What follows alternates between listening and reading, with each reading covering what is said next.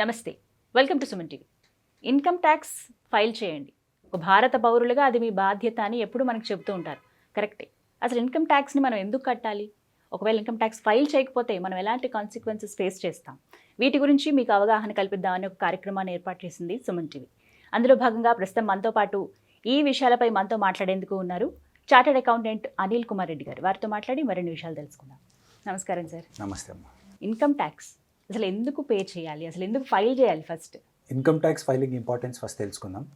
So income tax అనేది ప్రతి ఒక్క భారత పౌరుడు ఇన్కమ్ ఎర్న్ చేస్తే రిటర్న్ ఖచ్చితంగా సబ్మిట్ చేయాలి. వెదర్ ట్యాక్స్ పేమెంట్ చేస్తాడా లేదా అనేది సెకండరీ విషయం, బట్ ఫైలింగ్ మాత్రం చేయాలి. ఎందుకు చేయాలి? First it is considered as a basic document for your income proof. So మీరు ఇన్కమ్ వచ్చింది మీకు అని చెప్పి ఎలా తెలుస్తుంది? ఈ డాక్యుమెంటే ప్రూఫ్ అనమాట. సో ఓన్లీ ఇన్కమ్కే ఇది ప్రూఫ్ అవుతుందా అంటే లేదు. సో దీనివల్ల చాలా బెనిఫిట్స్ ఉన్నాయి. ఒకటి, బ్యాంకర్స్ మీకు లోన్ ఇవ్వాలంటే ఫస్ట్ అడిగే document income tax return. Insurance వాళ్ళు మీరు ఈవెన్ పాలసీ తీసుకోవాలన్నా కూడా అడిగేది ఇన్కమ్ ట్యాక్స్ రిటర్న్. మీరు అబ్రాడ్ వెళ్ళాలనుకుంటే వీసా సర్టిఫికేట్స్ వీసా ప్రాసెసింగ్ చేయాలంటే ఇన్కమ్ ట్యాక్స్. క్రెడిట్ కార్డ్స్ కావాలన్నా it is income tax. So income tax returns అనేది ప్రతి ఒక్కరికి ఇంపార్టెంట్ అండ్ ఖచ్చితంగా ఫైల్ చేయాలి. అండ్ చేయకపోతే ఏమవుతుంది? ఈ లోన్స్ ఇవి రావు, వీసా ప్రాసెసింగ్ జరగదు, ఇన్సూరెన్స్ కట్టలేరు. ఈ ప్రాబ్లమ్స్ మనం ఫేస్ చేస్తాం కట్టకపోతే. అయితే సార్, అంటే ఇంత శాలరీకి ఇంత ట్యాక్స్ కట్టాలని కానీ, మీరు ఇంత ఫైల్ చేయాలని కానీ ఉంటుందా? మనకి ఉంటుంది. కార్పొరేట్ సెగ్మెంట్లో ఫార్మ్ 16 అనే కాన్సెప్ట్ ఉంటుంది.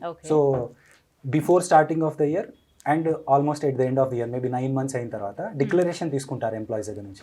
ఏమని తీసుకుంటారు? ఫస్ట్ మీ ఇన్కమ్ ఎంత, so that average tax find out చేసేసి ఆ టీడీఎస్ డిడక్ట్ చేస్తూ ఉంటారు.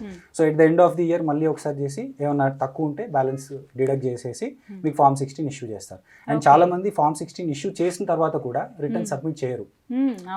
ఎందుకు చేయరు? సో వాళ్ళు అనుకుంటారు ఈ ఫార్మ్ 16 ఇన్కమ్ ట్యాక్స్ రిటర్న్ అని చెప్పేసి. So form 16 income tax return కాదు. సో ఫార్మ్ 16 మళ్ళీ ఇన్కమ్ ట్యాక్స్ డిపార్ట్మెంట్కి సబ్మిట్ చేయాలి. సబ్మిట్ చేయడం వల్ల బెనిఫిట్ ఏంటంటే ఎక్స్ట్రా డిడక్షన్ ఏమైనా జరుగుంటే అది రీఫండ్ వచ్చేస్తుంది. లేదు మీరు ఇన్కమ్ అన్ని చూపించలేదు సరిగ్గా, ఆ డిడక్షన్స్ పెట్టలేదు, సో అవి మళ్ళీ పెట్టి రిటర్న్ సబ్మిట్ చేస్తే మీకు రీఫండ్ వచ్చేస్తుంది.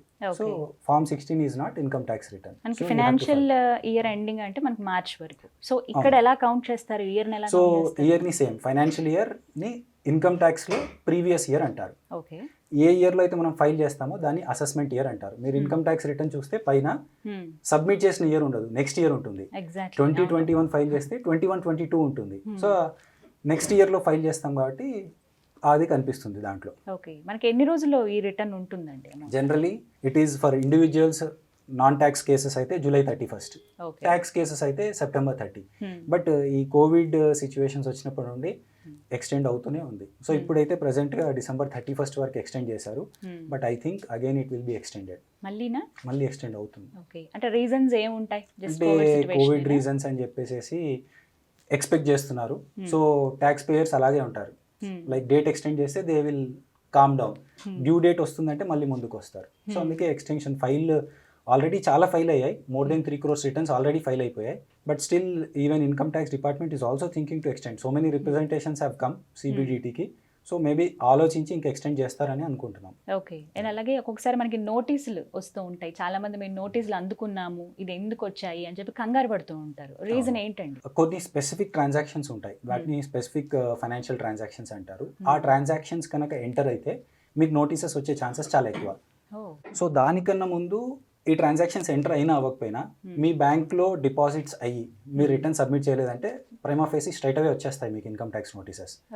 అపార్ట్ ఫ్రమ్ దట్ కొన్ని స్పెసిఫిక్ ఫైనాన్షియల్ ట్రాన్సాక్షన్స్ ఉంటాయి. So can be cash transaction. ఇప్పుడు ల్యాండ్ అండ్ బిల్డింగ్ పర్చేస్ చేశారు 30 lakhs అబోవ్.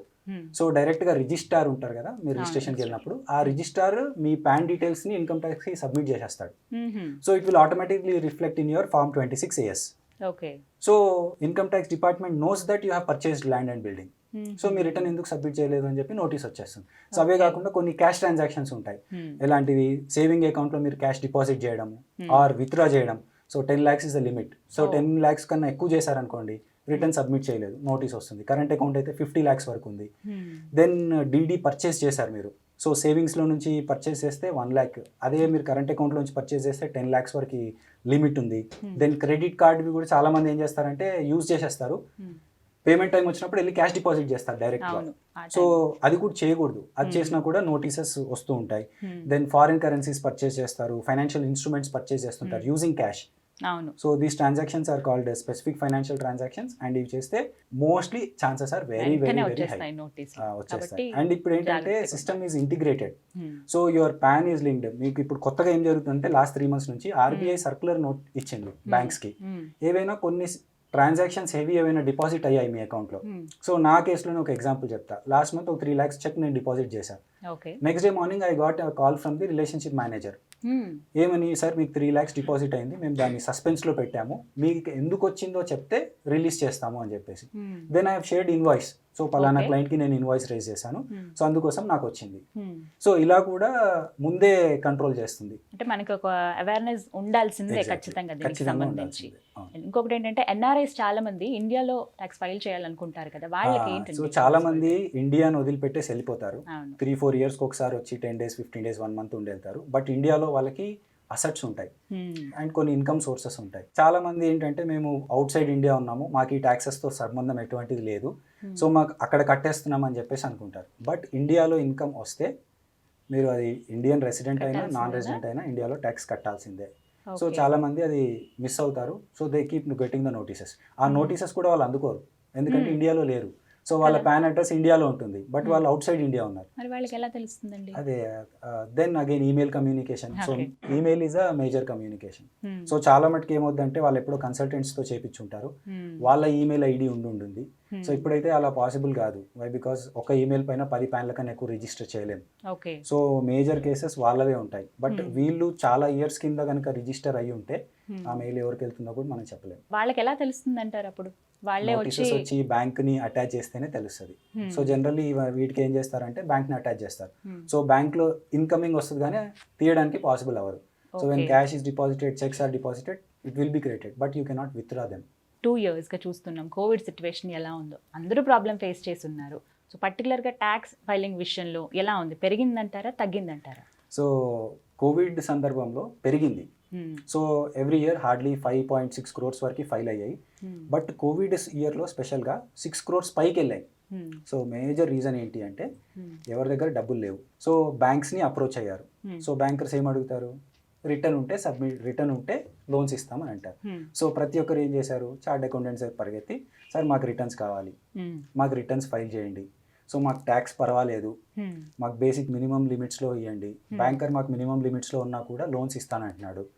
సో ఇమీడియట్లీ ఒక 5% ఇంక్రీజ్ అయితే ఉంది. ఈ ఇయర్ ఇంకా ఎక్కువ అయ్యే ఛాన్సెస్ కూడా ఉంది, ఎందుకంటే మళ్ళీ డేట్ ఎక్స్టెన్షన్ పాసిబిలిటీ ఉంది. సో ఇయర్ ఇంకా 5%ని కూడా ఎక్సీడ్ అయ్యే ఛాన్సెస్ ఉన్నాయి. చాలా మంది శాలరీస్ అందుకని ఉద్యోగాలే పోయిన పరిస్థితి చూసాం మనకి కోవిడ్ సిచ్యువేషన్లో. మరి అలాంటప్పుడు ఎలా పే చేస్తారండి? వాళ్ళకి ఇబ్బంది కదా. ఎగ్జంప్షన్ లిమిట్ ఉంది. So normally 2.5 is exemption limit, 2.5 lakhs. But government rebate ఇచ్చి 5 lakhs వరకు ఇచ్చింది option. So if your income is below 5 lakhs, 12,500 rebate ఉంది. సో 5 lakhs లోపల ఉంటే మనం ట్యాక్స్ కట్టాల్సిన పని లేదు. సో రిటర్న్ ని సబ్మిట్ చేసేయచ్చు. సో ఇందులో మరీ ముఖ్యంగా తెలుసుకోవాల్సిన అంశాలు ఏంటండి? ట్యాక్స్ ఫైల్ చేయాలి అంటే ఒక వ్యక్తి తెలుసుకోవాల్సిన విషయాలు ఏంటి? ఫైల్ చేయాలంటే ఫస్ట్ ఇన్కమ్. సో ఈ కోవిడ్లో చాలా మందికి ఎంప్లాయ్మెంట్ లాస్ అయింది ఆర్ బిజినెస్ షట్ అయిపోయాయి. So it has become very tough. ఆ సిచ్యువేషన్లో కూడా వాళ్ళు ఏదో చేసిన బిజినెస్లో రిటర్న్ సబ్మిట్ ఫైల్ చేద్దామని చెప్పి చూస్తున్నారు. So first important document other than employees, bank. So your bank statement is a key document. So మీ బ్యాంక్లో క్రెడిట్స్ ఎంత ఉన్నాయి? సో చాలా మందికి తెలియదు జిఎస్టీ రిజిస్ట్రేషన్ చేసుకోవాలని. సో మీ ఇన్కమ్ అంటే టర్న్ ఓవర్ ఒక 20 lakhs ఎక్సీడ్ అయ్యిందంటే జిఎస్టీ రిజిస్ట్రేషన్ చేసుకోవాలి అని చాలా మందికి తెలియదు. అండ్ 20 lakhs ఎక్సీడ్ అయినా కూడా వాళ్ళు అలాగే బిజినెస్ చేస్తూ ఉంటారు. ఒకవేళ 20 lakhs ఎక్సీడ్ అయ్యి మనం అలాగే బిజినెస్ చేస్తూ ఉంటే ఇటు ఇన్కమ్ ట్యాక్స్ డిపార్ట్మెంట్ నుంచి థ్రెట్, జిఎస్టీ డిపార్ట్మెంట్ నుంచి కూడా థ్రెట్. సో మీ బ్యాంక్లో ఎంత టర్న్ ఓవర్ అవుతుందో మీరు చూసుకుంటూ ఉండాలి. సో ఒక 19 lakhs రాగానే మీరు జిఎస్టీ రిజిస్ట్రేషన్ చేసుకోవాలి. So if you are in business or profession. So first key document is your bank. So whatever revenue that you are receiving బ్యాంక్లో దాన్ని అకౌంట్ చేసుకుంటూ ఉండాలి. ఈ అంశాలు ఖచ్చితంగా గుర్తుపెట్టుకోవాలి. Right. Thank you so much Anil గారు. అంటే చాలా మందికి డౌట్ ఉంది అసలు ఫైల్ చేసే విషయంలో ఓకే ఖచ్చితంగా ట్యాక్స్ కట్టండి అంటారు, ఈ ఫైలింగ్ విషయంలోనే చాలా మంది కన్ఫ్యూజ్ అవుతూ ఉంటారు. బట్ గుర్తుపెట్టుకోవాల్సిన అంశాలు కూడా చెప్పారు మీరు. టైమ్లీ ఫైల్ చేయరు, డ్యూ డేట్స్ అయిన తర్వాత కూడా చేస్తారు. సో అప్పుడు పెనాల్టీస్ అప్లై అవుతాయి. సో 5 lakhs లోపు ఇన్కమ్ ఉంటే 1,000 పెనాల్టీ ఉంది, అబోవ్ 5 lakhs ఉంటే 5,000 పెనాల్టీ ఉంది. సో పెనాల్టీ ఈ ఎక్స్టెన్షన్ ఇవ్వడం వల్ల ఆపర్చునిటీ ఉంది ఫైల్ చేయడానికి. బట్ ఒకవేళ ట్యాక్స్ లైబిలిటీ వచ్చింది అనుకోండి, ఎక్స్టెన్షన్ పీరియడ్కి కూడా మనం ఇంట్రెస్ట్ పే చేస్తున్నాం. సో ఇది గవర్నమెంట్కి బెనిఫిట్ అవుతుంది, ట్యాక్స్ భారం మనకే. అదొకటి గుర్తుపెట్టుకోవాలి. Exactly. Thank you so much మరొకసారి. అంటే మాకు ఒక రకంగా అవేర్నెస్ వచ్చింది, తెలిసింది ఏంటి అనేది. ఒకవేళ మాలో ఎవరైనా కట్టుకుని ఇప్పటి వరకు ఉంటే కనుక ఏమైనా చిన్న డౌట్స్ ఉన్నా దీంతో క్లారిఫై అయ్యి మేము ఆ స్టెప్ వేస్తాం, ఖచ్చితంగా ట్యాక్స్ పే చేస్తాం. Thank you so much Anil గారు. నమస్తే అండి. నమస్తే.